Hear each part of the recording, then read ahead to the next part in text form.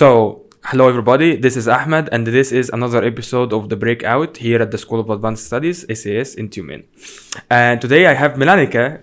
She is one of our students. Major Cultural Studies. She is an excellent track student, an educator student, and Melanika is doing a lot of things in her life as well. So thanks so much, Melanika, for coming in today. Thank you for having me. Amazing. Yeah. All right. So today, actually, with Melanika, we're going to be talking about something that Nastya, okay, we are not plagiarizing here, that she is calling cringe-based education. All right. So, and we will also try to reflect on our own educational experience, and also we'll discuss what do we mean by cringe-based education, and as well as the main question is that we are going to be discussing is how or what to make of cringe, that to make it good cringe, right? To make it a good piece of material that simply students can consume in a very good way. Right. Yeah, and also maybe how to differentiate. How do we differentiate in our normal life between bad cringe and good cringe? Because we do that somehow, but we don't reflect on it. Yeah, so maybe that's a good idea. All right, but let's start actually of the whole thing is that what is cringe? Yeah. What do you think actually? Okay, so when do you feel cringed? Well, I guess it's more of a physical thing. So maybe, I don't know, if you feel happy or, I don't know, excited, it's not as physical. As cringe, it's actually something painful. So maybe I feel it somewhere here. I see. Yeah, sometimes also I feel like cringed when there is, I don't know, like something, I would say superficial is happening in front of me. I'm like, oh, that's so cringe. Yeah, I really can't. Yeah. And also I was speaking before I come in today with one of my friends about cringe stuff, because I was trying to simply get a lot of people to let me know what is cringe for them, right? As far as we don't have any kind of a proper definition so far, and I think right now is that what I can get from a lot of people is that you maybe disagree with me on this actually, is that I feel we get cringed when there is something that we are perceiving is missing the core problem. It's like, or the core function or the core description. It's like when you, I don't know, about anything, all right? Somebody's explaining something and you'll be like, oh my God, that's so cringe. Because they are saying something that it's not the core issue in what they are saying. And I feel cringed when this happens. And I think that this might be like, at least for me, a good definition of cringe. Or maybe here the question of something being core is, this thing is somehow questionable because, well, it's maybe there's something core about it to you, but not to other people. So maybe, so I would go with superficial more in this case, because I think something is cringe when person is not talking about something important to them, but about something, I don't know, just abstract things that do not relate to them at all. And so they're not talking from their perspective, but from someone else's. And you feel that, and then you feel cringe. I think it's about that. So it's not like core essence of everything, but it's a core of a person rather, I would say. Oh, that's actually good, because all right, but this will be actually problematic in this in regarding to, I mean, if the person themselves are cringe, then you will be like, I cannot talk with this person. Even if they are saying something good, you will be like, no. Yeah. But maybe that's where good cringe comes. Because, we have bad cringe and good cringe. And so maybe if the person is cringe in themselves, then it's good. But if the person is actually just saying some random stuff that doesn't relate to them, then it's bad cringe. Maybe we could start with that. Oh, wow. Actually, we can start definitely with that. That's all. You are saying that the person is good. We know that they are good. But for some reason, this situation happened and they were cringe back and in this situation. And this is a good cringe? No. When the person are cringe in themselves, that's like their characteristic. Yeah. That's good cringe. That's a good cringe. Yeah. Okay, wait. You need to explain actually. Okay. Well, if we keep to this identification of cringe as something superficial, Yeah. then maybe bad cringe is superficial, but then good cringe is something, I forgot the right word for that. So when it comes from the person themselves. Like, why would we think that it's bad cringe if the person cannot change that? I mean, we have to work with that, right? I see right now. But actually, okay, but where do you meet such cringe, bad cringe and good cringe? Where do you meet them? Even in your studies. Can you say it? You don't have to mention names. Should I describe the person but not mention name? Yes. Polina, she is obviously bad cringe. Oh, Yeah. why? Everyone else, from Excellence Track also. Is a bad cringe? Of course. But why? No, I'm All right. I guess, you could say about, I don't know, maybe kids are cringe sometimes, but they're good cringe because they don't know it. Oh. Yeah. That is actually very interesting. I'm serious. Wow. I feel sometimes that I'm okay. So kids are not impressive, okay? Because I watched this meme, all right? Not meme. It was a reel, all right? And there was this.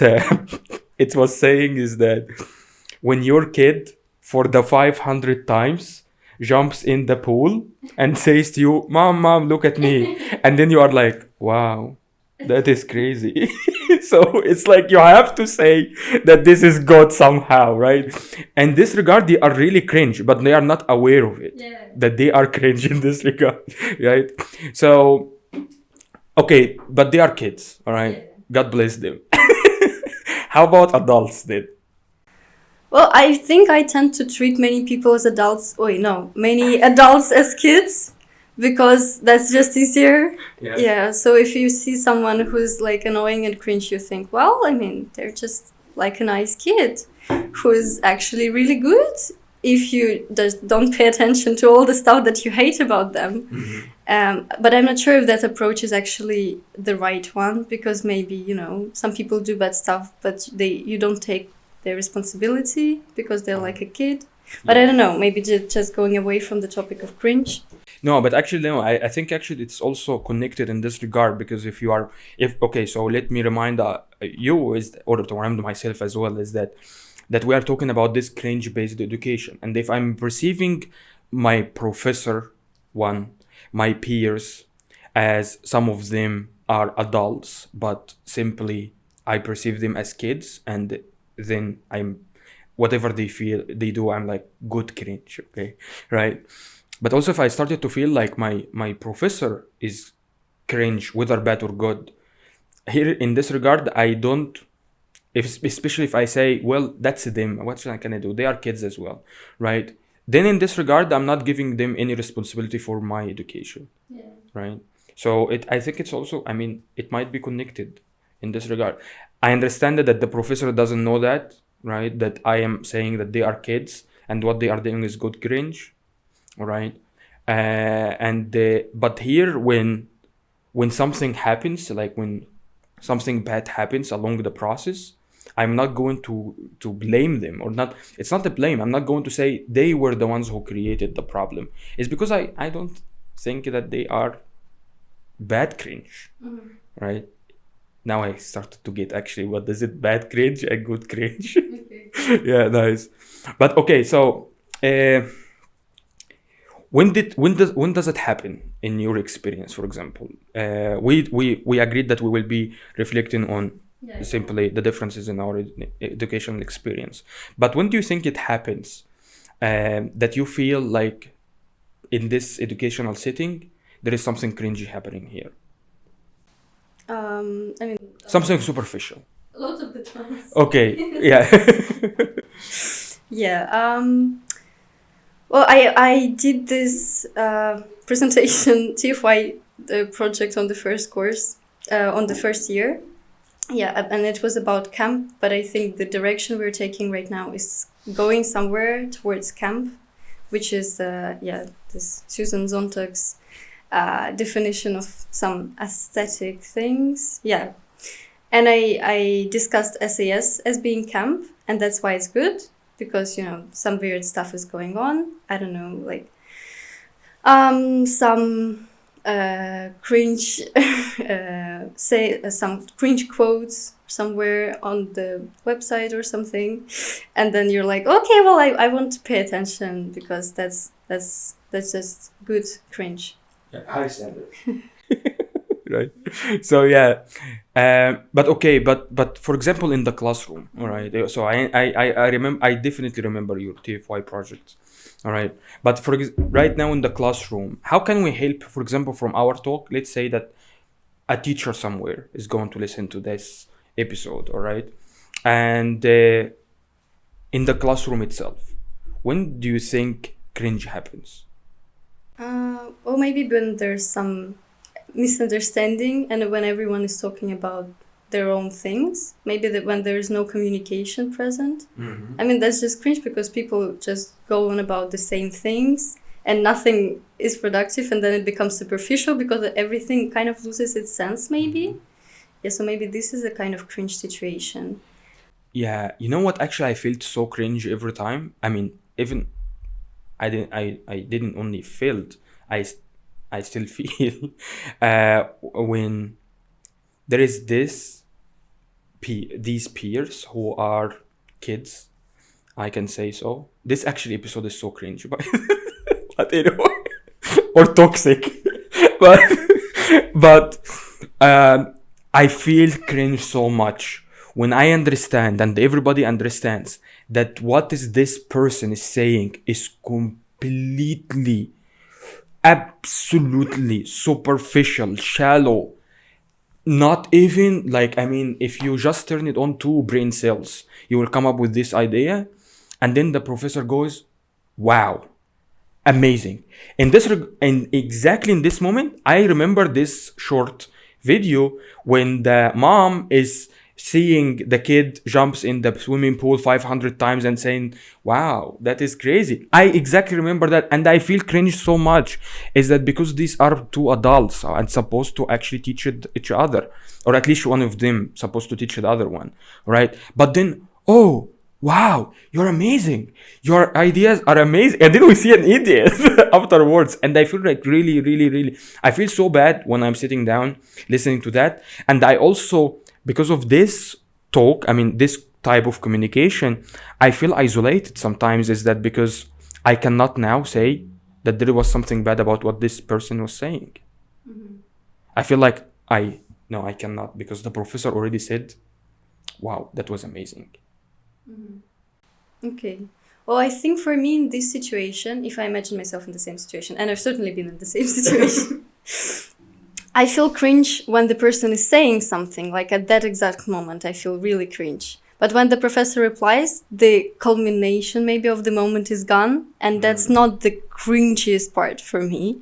And maybe, if I look at it from my, educator's position, I wouldn't say that the professor's reply is cringe, because maybe, from the teaching perspective, that's good. I mean, you say, okay, go on with what you're saying, and maybe the person will actually become, good cringe. And that's some, step towards progress. But that means if they become good cringe, it means that they are actually not perceived seriously. Yeah. Never. Yeah. So how is that educational then? Well, then the question is, do you really need to be perceived seriously? And do we want to perceive people seriously also? I mean, that's what we hope.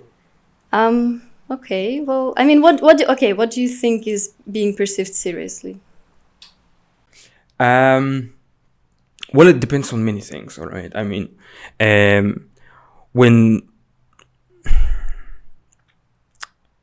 Well, I don't think that it is what. I mean, it's the person and how they approach things, all right?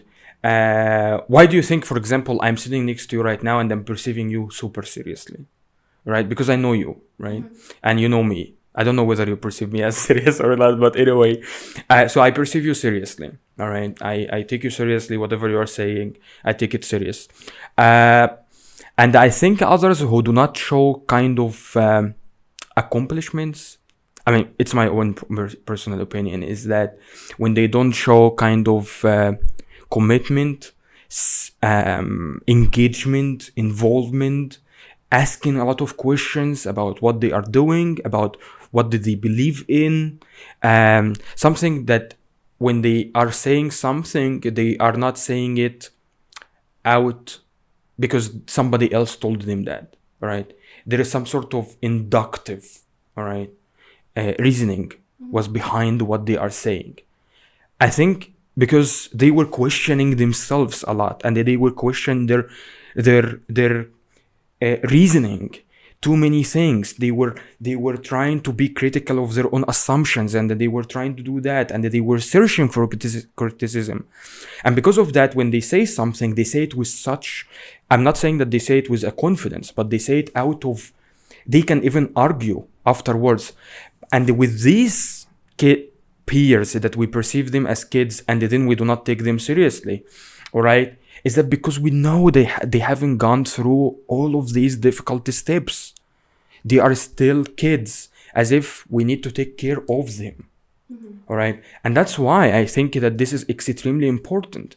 And the thing is that this is actually a troubling, I mean, it's actually very dangerous question here. Is that because these students, I mean, after the professor tells them, oh, wow, nice, just wow, your idea was amazing, you are amazing. And then this kid, all right, goes after the university to search for work. There is a sense of entitlement that then comes with what they actually think about themselves. 1. 2, do you think that such a person, you will trust them in doing anything? I mean, okay. We need to be real, okay? I'm not saying that we're supposed to be really rude, but I just think that we need to be real about the status of things, right? I can give you something to do because I know you, right? I know that you are serious about things, that you can be committed, you can be very involved, engaged, and you cannot be good cringe. You will, if you would come up with something, you will be bad cringe, right? Because I would be like, Melanika is good, but for some reason she did this thing that a little bit superficial, and then we can then talk about that, right?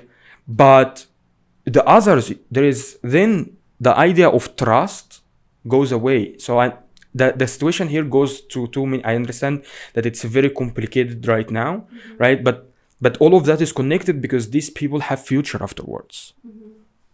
Yeah. Okay, yeah, well, you said a lot of stuff there. Yeah, that's true. Okay, so maybe I would like to start with how you said that I felt that you cannot combine in some way cringe and maybe the ability to reflect. So this is like on the different side of the spectrum for you. Maybe this is something I wouldn't agree with you on. I mean, for example, why did I think about cringe in the first place? Yeah, I was thinking about it a few days ago because I started to watch this TV series, which is very cringe, but for some reason I like it. And I just try to explain to myself, why do I like it? And I think there is a lot of reflexivity going in that, but it's still good because it's like open. Yeah, I'm not that good, but I acknowledge that in some way.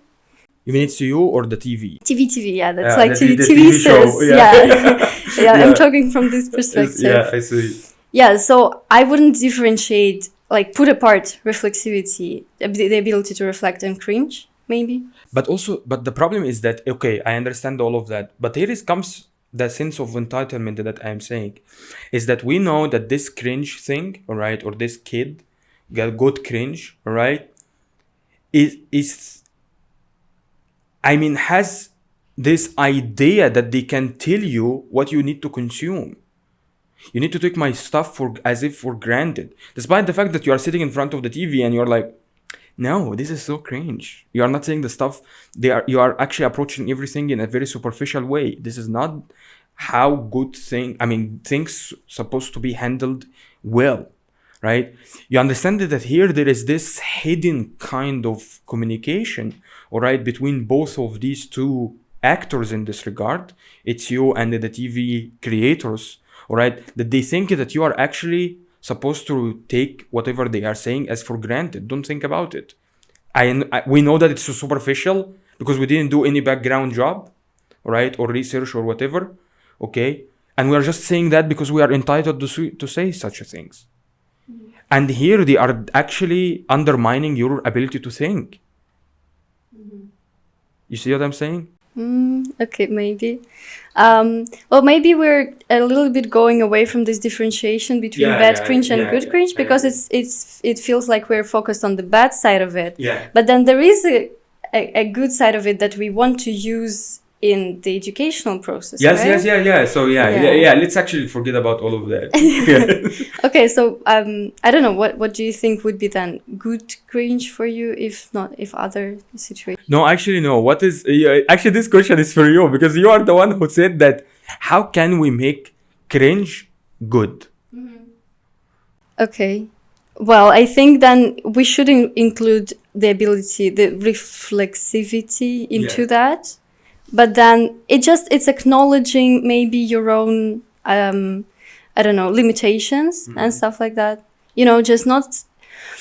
maybe bad cringe is when you're saying, okay, I know I'm bad, but then I will try to look good. But maybe good cringe is then when you say, I know I'm cringe, but I'm not going to hide it away. And I will acknowledge it somehow. Maybe that's... But the problem also is that I will tell you an example, actually. All right. So in my first year, I wrote an essay on V for Vendetta. And I wrote, wow, this film inspired me. I love it. It's because this film is amazing, and so on and so forth. And I started to speak a lot about the film. The professor, actually, I got the worst grade ever. All right. I analyzed the film. All right. I didn't just say that the film I liked or whatever, but I'm just saying is that I was saying that the film is amazing and all of that. And then the professor wrote to me, I will never forget that. After 5 years, I still remember this. The professor said, no, the film is terrible.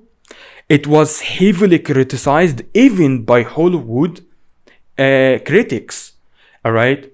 You didn't do anything. Why do you think that the film is good? I'm not convinced about anything that you are mentioning here.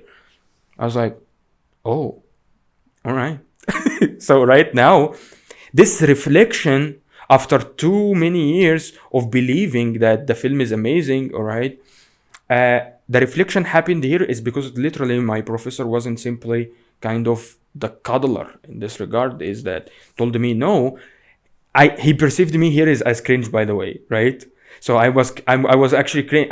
I went back to read this essay, and you cannot imagine how much cringe I felt while I'm reading just the first paragraph. All right. But in this regard, the professor helped me to reflect. All right. So how can I then reflect on something without other people asking me questions? Okay. Or giving me feedback.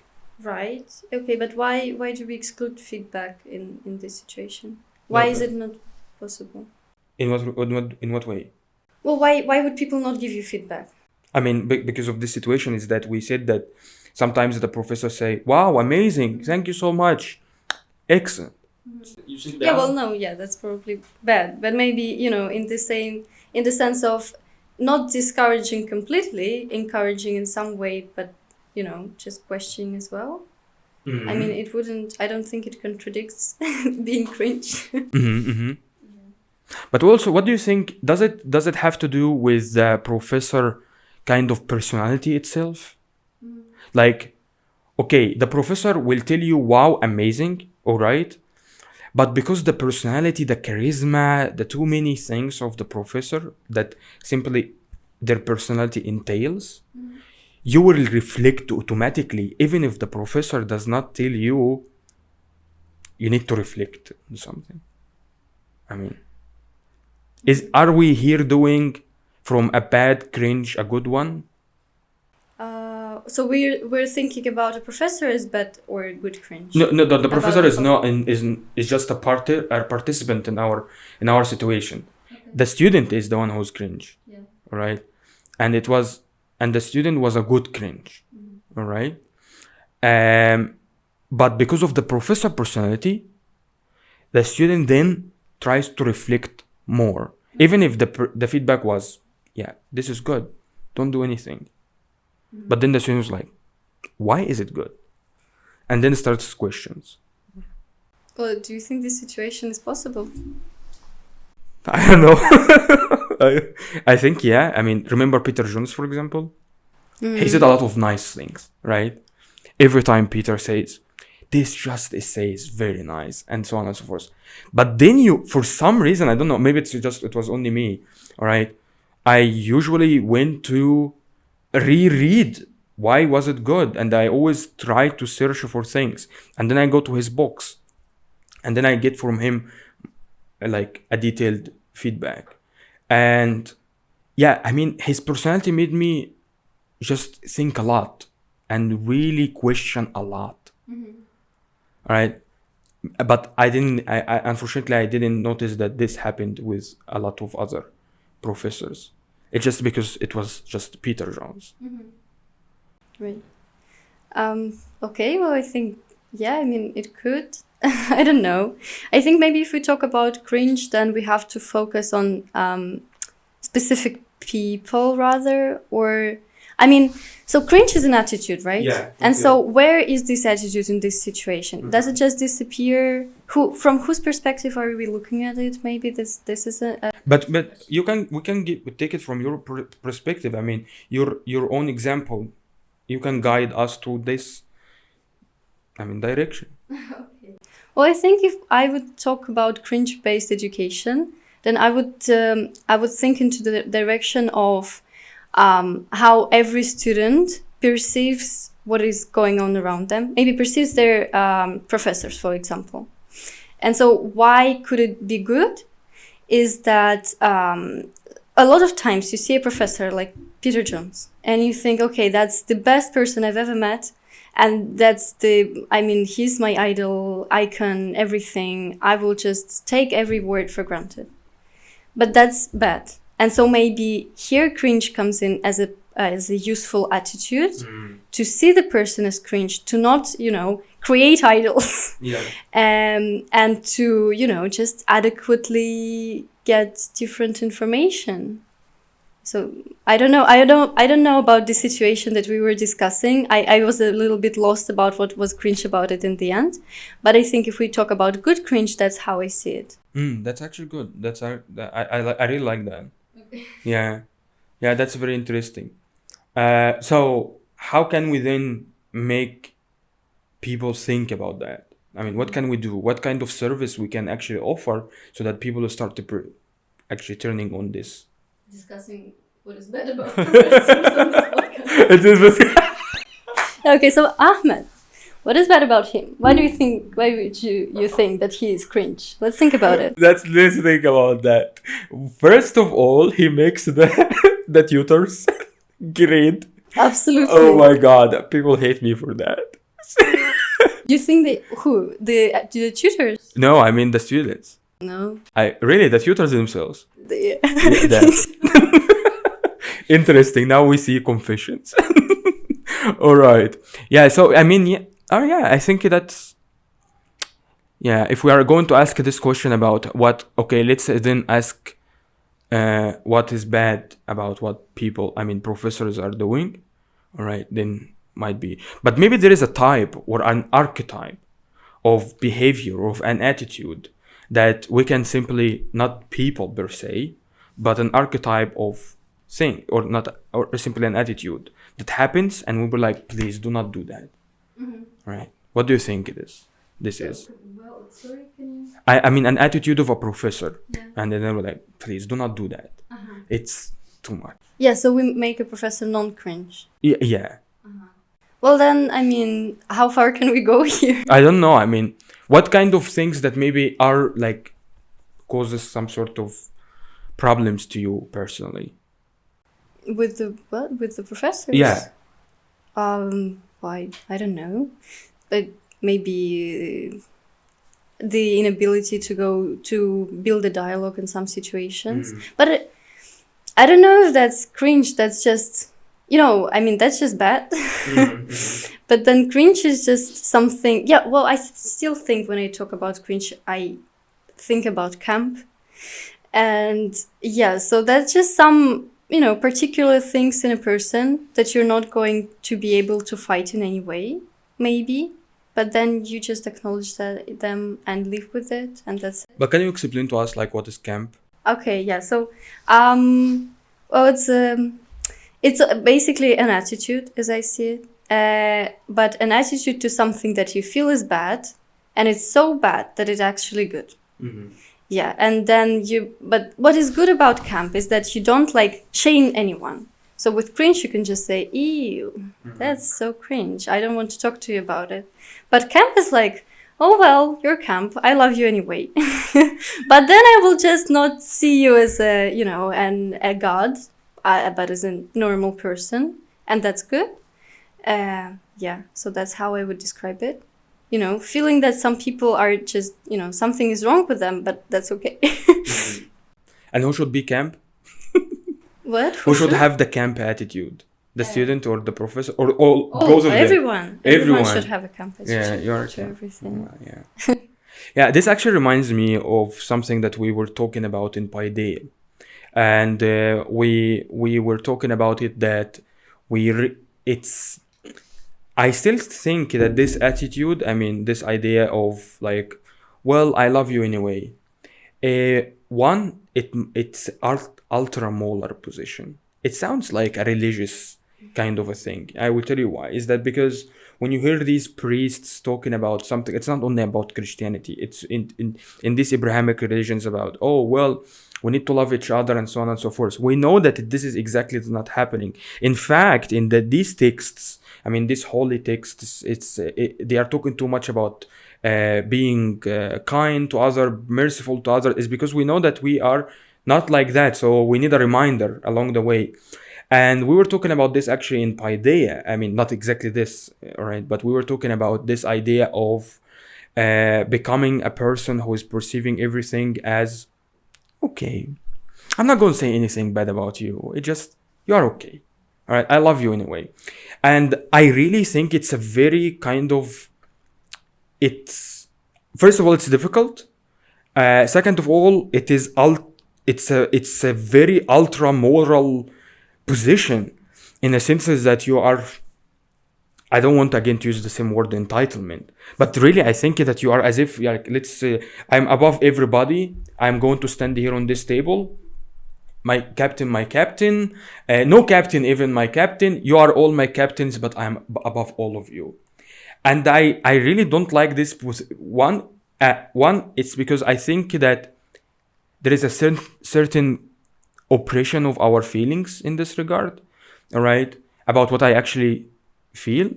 And also, it might be an oppression of thoughts, is that I cannot think about that because that's bad.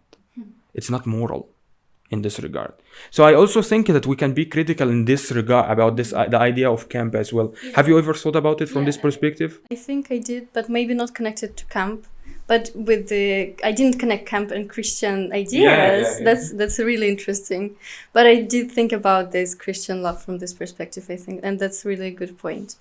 Yeah. Because how can you adequately, interact with people, not putting yourself into this higher position, but also not being a terrible person to everyone.